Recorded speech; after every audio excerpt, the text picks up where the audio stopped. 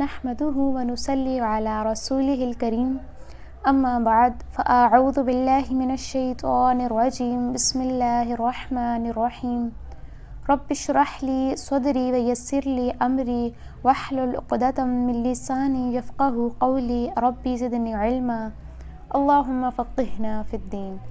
السلام علیکم ورحمۃ اللہ وبرکاتہ۔ امید کرتی ہوں کہ آپ سب ایمان، صحت و تقوی کی بہترین حالتوں میں ہوں گی۔ اللہ تبارک و تعالی آپ کی طرف بڑھنے والے ہر شر کو خیر میں بدل دے اور آپ کے پیاروں کو اپنی امان میں رکھے، آمین۔ آج تفسیر سیریز کا ہمارا لیسن نمبر 52 ہے، جو انشاءاللہ آیت نمبر 183 سے سٹارٹ ہوگا۔ پچھلے لیسن میں ہم نے وصیت اور وراثت کے بارے میں کچھ آیات کی تفسیر دیکھی تھی، اور آج کے لیسن میں ہم روزے کے بارے میں کچھ تفصیلات پڑھیں گے۔ اپنے لیسن کی طرف بڑھنے سے پہلے جو ہمارے نیو ویورز ہیں، جو آج پہلی دفعہ ویڈیو دیکھ رہے ہیں، ان کے لیے کہ ہم نے آج سے تقریباً 3 منتھس پہلے ایک تفسیر سیریز سٹارٹ کی تھی، جس کا الحمدللہ آج لیسن نمبر 54 ہے۔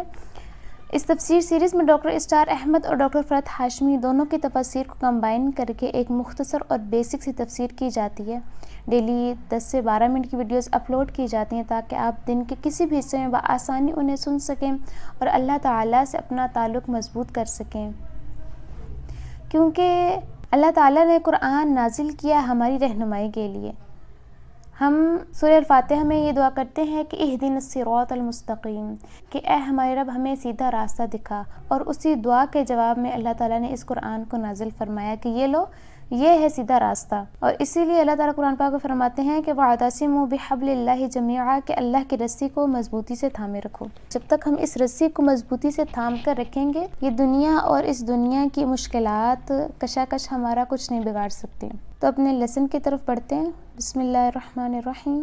یا ایہا الذین آمنوا کتب علیکم الصیام کما کتب علی الذین من قبلکم لعلکم تتقون، اے ایمان والو، تم پر بھی روزے فرض کیے گئے ہیں جیسے تم سے پہلے لوگوں پر فرض کیے گئے تھے، تاکہ تمہارے اندر تقوی پیدا ہو۔ اس آیت کی تفسیر سے پہلے عربوں میں روزے، صوم اور صیام کا کیا تصور تھا، اس کے بارے میں آپ کو آگاہ کرتی چلوں۔ عرب خود تو روزے نہیں رکھتے تھے، البتہ وہ اپنے گھوڑوں کو روزے رکھواتے تھے۔ اس کی وجہ یہ تھی کہ اکثر عربوں کا پیشہ لوٹ مار اور قتل و غارت تھا، اور پھر مختلف قبائل میں وقفے وقفے سے جنگیں بھی ہوتی رہتی تھیں۔ اس کام کے لیے انہیں گھوڑے کی ضرورت پڑتی تھی، کیونکہ گھوڑا تیز رفتار جانور بھی ہے اور تیزی سے اپنا رخ بدل بھی سکتا ہے، اس لیے اس مقصد کے لیے گھوڑا سب سے موزوں جانور تھا۔ اب کیونکہ جنگیں کئی ہفتوں اور کئی مہینوں کی ہوتی تھیں، تو بعض اوقات جو ان کی خوراک تھی وہ کم پڑ جاتی تھی اور لوگوں کو فاقے کاٹنے پڑتے تھے، بھوکے پیٹ جنگ لڑنی پڑتی تھی۔ اور کیونکہ گھوڑا جو ہے وہ ذرا تنگ مزاج اور نازک مزاج کا جانور ہے، تو یہ لوگ گھوڑوں کو تربیت دینے کے لیے ان سے مشقت کرواتے تھے، انہیں بھوکا پیاسا رکھتے تھے، ان کے منہوں پر ایک خول چڑھا دیا کرتے تھے۔ اس عمل کو وہ صوم کہتے تھے، اور جس گھوڑے پر یہ عمل کیا جاتا تھا اسے صائم کہتے تھے۔ یہ تو تھا عربوں میں روزے کا تصور، لیکن جب رسول اللہ صلی اللہ علیہ وآلہ وسلم مدینہ تشریف لائے تو یہاں یہودیوں کے ہاں روزہ رکھنے کا رواج تھا۔ وہ عاشورہ کا روزہ رکھا کرتے تھے، اس لیے کہ اس روز بنی اسرائیل کو فرعونیوں سے نجات ملی تھی۔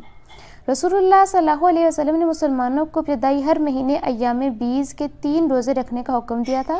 اس رکوع کی ابتدائی چند آیات شاید انہی روزوں کے بارے میں ہیں، ایام 20 کے روزوں کے بارے میں، لیکن اس میں اختلاف۔ بعض علماء کا کہنا ہے کہ شروع کی چند آیات جو ہیں وہ بھی رمضان کے روزوں کے بارے میں ہی ہیں، لیکن بعض کہتے ہیں کہ شروع کی چند آیات جو ہیں وہ ایام 20 کے بارے میں نازل ہوئیں، کیونکہ اگر ابتدا میں ہی پورے مہینے کے روزوں کو فرض کر دیا جاتا تو یہ صحابہ کرام پر ایک دم سے بہت بڑا بوجھ ڈالنے کے برابر تھا، یہ ان کے لیے بہت مشکل ہوتا۔ اس لیے بہتر تدبیر یہی کی گئی کہ ہر مہینے 3 روزے رکھنے کا حکم دیا گیا، اور یہ روزے مختلف موسموں میں آتے تھے۔ پھر کچھ عرصے کے بعد رمضان کے روزے فرض ہو گئے۔ ہر مہینے میں 3 دن کے روزوں کا جو ابتدائی حکم تھا، اس میں یہ اجازت ہر شخص کو تھی کہ اگر وہ روزہ نہ رکھنا چاہے تو وہ اس کا فدیہ دے دے، خواہ وہ بیمار نہ ہو، مسافر نہ ہو اور روزہ رکھنے کی طاقت بھی رکھتا ہو، پھر بھی وہ فدیہ دے سکتا۔ لیکن جب رمضان کے روزوں کی فجر کا حکم آیا تو اب اس رخصت کو ختم کر دیا گیا۔ البتہ فدیے کی یہ رخصت اس شخص کے لیے باقی ہے جو بوڑھا ہو یا جو سخت بیمار ہو اور روزہ رکھنے کی وجہ سے اس کی بیماری میں اضافے کا اندیشہ ہو یا اس کی جان جانے کا ڈر ہو تو ایسا شخص روزہ چھوڑ سکتا ہے۔ اب آیت کی تفسیر کی طرف چلتے ہیں کہ اے ایمان والو، تم پر روزے فرض کیے گئے ہیں جیسے تم سے پہلے لوگوں پر فرض کیے گئے تھے تاکہ تمہارے اندر تقوی پیدا ہو۔ وہ جنگ کے لیے گھوڑوں کو تیار کرواتے تھے روزہ رکھ کر، لیکن اب تمہیں تقوی کے لیے اپنے آپ کو تیار کرنا ہے۔ روزے کی مشقت تم سے اس لیے کرائی جا رہی ہے تاکہ تم بھوک کو قابو میں رکھ سکو، اپنی خواہشات کو اپنے قابو میں رکھ سکو، اپنے نفس پر قابو پا سکو، کیونکہ تمہیں اللہ کی راہ میں جنگ کے لیے نکلنا ہوگا۔ اس میں بھوک بھی آئے گی، پیاس بھی آئے گی۔ اپنے آپ کو جہاد اور قتال کے لیے تیار کرو۔ ایام معدودات، گنتی کے چند دن ہیں۔ جیسے کہ میں نے پہلے بیان کیا تھا کہ ان ابتدائی دو آیات کے بارے میں علماء کا کچھ اختلاف ہے۔ بعض کا کہنا ہے کہ یہ ایام 20 کے لیے نازل ہوئی اور بعض کا کہنا ہے کہ یہ رمضان کے روزوں کی ہی آیات ہیں۔ تو جو علماء کہتے ہیں کہ یہ ایام 20 کے لیے نازل ہوئی جو کہ اب نفلی عبادت بن چکا ہے، اس کو گویا منسوخ کر دیا گیا، تو انہوں نے یہ جو لفظ معدودات استعمال ہوا ہے نا، اس کو لیتے ہوئے اپنی دلیل کو مضبوط کیا کہ یہ جو معدودات لفظ ہے یہ جمع قلت کا لفظ ہے، اور جمع قلت 3 سے 9 تک کی گنتی کے لیے آیا ہے۔ تو ان کا کہنا ہے کہ یہ اس بات کا ثبوت ہے کہ یہاں مہینے بھر کے روزوں کا حکم نہیں آیا۔ باقی اللہ تعالیٰ بہتر جانتے ہیں، واللہ عالم۔ فمن کان منکم مریض او علی سفر، اس پر بھی جو کوئی تم میں سے بیمار ہو یا سفر پر ہو، فعدۃ من ایام اخر، تو وہ تعداد کو پورا کر لے دوسرے دنوں میں۔ وعلی الذین یطوقونہ فدیۃ طعام مسکین، اور جو اس کی طاقت رکھتے ہوں اور وہ روزہ نہ رکھے تو ان پر فدیہ یہ ہے کہ وہ ایک مسکین کو کھانا کھلائیں۔ تو گویا روزہ نہ رکھنے کا فدیہ یہ ہے کہ ایک مسکین کو کھانا کھلایا جائے، ایک وقت کا کھانا جو آپ خود کھاتے ہیں، جیسا کھانا خود کھاتے ہیں ویسا کھانا ایک مسکین کو کھلایا جائے۔ مسکین کہتے ہیں جس کی ضروریات زندگی پوری نہ ہوتی ہوں، ٹھیک ہے۔ فمن تطوع خیرا فہو خیر لہ، اور جو اپنی مرضی سے کوئی خیر کرنا چاہے تو اس کے لیے خیر ہے، یعنی کہ اگر کوئی روزہ بھی رکھے اور پھر مسکین کو کھانا بھی کھلا دے تو یہ اسی کے لیے بہتر ہے، یہ اسی کے اکاؤنٹ میں اللہ تعالیٰ کے ہاں اس کی نیکیاں جمع ہو رہی ہیں جو وہ روزے قیامت ڈپازٹ کروائے گا۔ وَأَن تَصُومُوا خَيْرٌ لَكُمْ إِن كُنتُمْ تَعْلَمُونَ، اور روزہ رکھو یہ تمہارے لیے ہی بہتر ہے اگر تم جانو تو۔ کچھ دن پہلے میں ایک آڈیو سن رہی تھی جس میں وہ صاحب بتا رہے تھے کہ چائنا میں سائنسدانوں نے ایک ایکسپیریمنٹ کیا۔ انہوں نے ایک شخص کو 14 گھنٹوں کے لیے یا غالباً 15 گھنٹوں کے لیے بھوکا رکھ کر دیکھا۔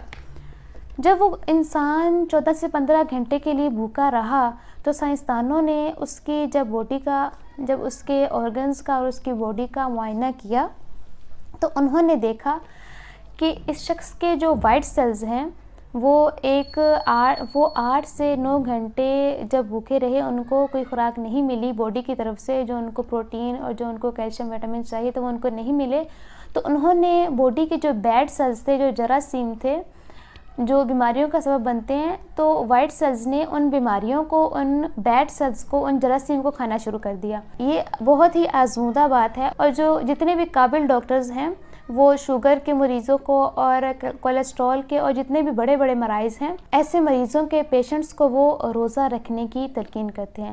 روزہ رکھنے والے شخص کو بیماریاں بہت کم لگتی ہیں، ٹھیک ہے۔ اب آگے ڈائریکٹ رمضان کے روزوں کے بارے میں آیات آئی ہیں۔ شہر رمضان الذی انزل فیہ القرآن، رمضان کا مہینہ وہ ہے جس میں قرآن نازل کیا گیا۔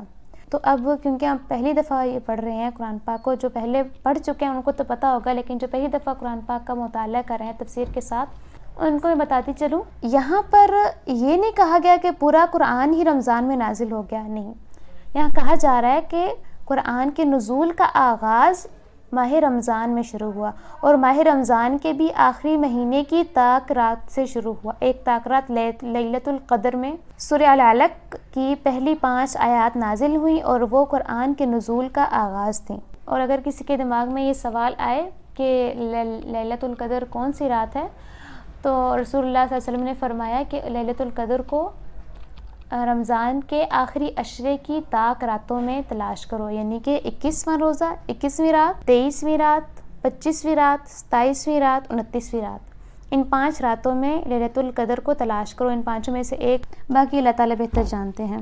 جہاں تک ہمارے علم کی رسائی ہے ہم وہاں تک پڑھیں گے، جو بات ہم نہیں جانتے اس کی طرف نہیں بڑھیں گے۔ ھدی للناس وبینات من الھدی والفرقان، لوگوں کے لیے ہدایت بنا کر اور ہدایت اور حق و باطل کے درمیان فرق کرنے والی روشن دلیلوں کے ساتھ اتارا، یعنی کہ قرآن، جیسے کہ میں نے ابھی ویڈیو کے سٹارٹ میں بتایا تھا آپ کو کہ قرآن اللہ تعالیٰ نے لوگوں کی ہدایت کے لیے، ان کی رہنمائی کے لیے ایک مشعل بنا کر بھیجا ہے کہ ہم اس کی روشنی کے پیچھے پیچھے چلیں، اس کی پیروی کریں۔ تو اللہ تعالیٰ نے قرآن کو ہدایت بنا کر نازل کیا، وہ ہدایت جس میں ہماری تمام جو مسائل درپیش ہوتے ہیں ان کے جوابات دلیلوں کے ساتھ موجود ہیں۔ تو اس پر ہم انشاءاللہ پھر کسی اور دن بحث کریں گے۔ فمن شہد منکم الشہر فلیصم، تو جو کوئی بھی تم میں سے اس مہینے کو پائے، یا جو شخص بھی اس مہینے میں مقیم ہو، اس پر لازم ہے کہ وہ روزہ رکھے۔ ومن کان مریضا او علی سفر فعدۃ من ایام اخر، اور جو کوئی مریض ہو یا جو کوئی بیمار ہو یا سفر پر ہو تو وہ ان روزوں کی گنتی کی تعداد جو چھوٹ گئی ہے ان کو پورا کر لے دوسرے دنوں میں، یعنی کہ سال کے کسی بھی حصے میں۔ یرید اللہ بکم الیسر ولا یرید بکم العسر، اللہ تعالیٰ تو تمہارے ساتھ آسانی چاہتا ہے، وہ تمہارے ساتھ سختی نہیں چاہتا۔ لوگ خواہ مخواہ اپنے اوپر سختیاں جھیلتے ہیں، شدید سفر کے اندر بھی روزے رکھ لیتے ہیں، حالانکہ اللہ تعالیٰ نے دوسرے دنوں میں گنتی پوری کرنے کی اجازت دی ہے۔ رسول اللہ صلی اللہ علیہ وآلہ وسلم صحابہ کرام کے ساتھ جہاد و قتال کے لیے نکلے تھے کہ کچھ لوگوں نے اس سفر میں بھی روزہ رکھ لیا۔ نتیجہ یہ ہوا کہ سفر کے بعد جہاں منزل پر جا کر خیمہ لگانا تھا وہاں جا کر وہ لوگ نڈھال ہو گئے، اور جن لوگوں نے روزہ نہیں رکھا تھا ان لوگوں نے خیمے لگائے۔ تو اس پر رسول اللہ صلی اللہ علیہ وسلم نے فرمایا لیس من البر الصوم فی السفر، سفر میں روزہ رکھنا کوئی نیکی نہیں ہے۔ لیکن ہمارے ہاں نیکی کے مختلف تصورات ہیں، جو شخص خود کو جتنی زیادہ مشکل میں ڈالتا ہے وہ اتنا ہی زیادہ متقی شخص شمار کیا جاتا ہے۔ وَلِتُكْمِلُوا الْعِدَّةَ، تاکہ تم تعداد پوری کرو۔ مرض یا سفر کے دوران جو روزے چھوٹ جائیں تمہیں دوسرے دنوں میں ان کی تعداد پوری کرنی ہوگی۔ وَلِتُكَبِّرُوا اللَّهَ عَلَى مَا هَدَاكُمْ، اور تاکہ تم بڑھائی کرو اللہ کی اس پر جو ہدایت اس نے تمہیں بخشی ہے۔ وَلَعَلَّكُمْ تَشْكُرُونَ، اور تاکہ تم شکر ادا کرو، وہ نعمت عظمیٰ جو قرآن حکیم کی شکل میں تمہیں دی گئی ہے، تم اس کا شکر ادا کرو۔ اس موضوع پر ڈاکٹر اسرار احمد کا کتابچہ ہے عظمت صوم اور عظمت صیام و قیادت رمضان مبارک، اس کا آپ مطالعہ کریں کہ آپ کے لیے مفید ہوگا اگر آپ کے پاس وقت ہو تو یہ آج کی ہماری مختصر تفسیر تھی جی۔ باقی اس کے علاوہ اگر آپ کو کوئی بات سمجھ میں نہ آئے تو آپ کمنٹ باکس میں یا ویڈیو کے ڈسکرپشن میں میرا انسٹاگرام لنک موجود ہوگا، وہاں مجھے ڈی ایم کرے تو میں انشاءاللہ آپ کو رپلائی کروں گی۔ دعا میں یاد رکھیے گا، اللہ تعالیٰ سننے سنانے اور پڑھنے پڑھانے پر عمل کرنے کی توفیق عطا فرمائے۔ وآخر الدعوانا ان الحمد للہ رب العالمین۔ السلام علیکم ورحمۃ اللہ وبرکاتہ۔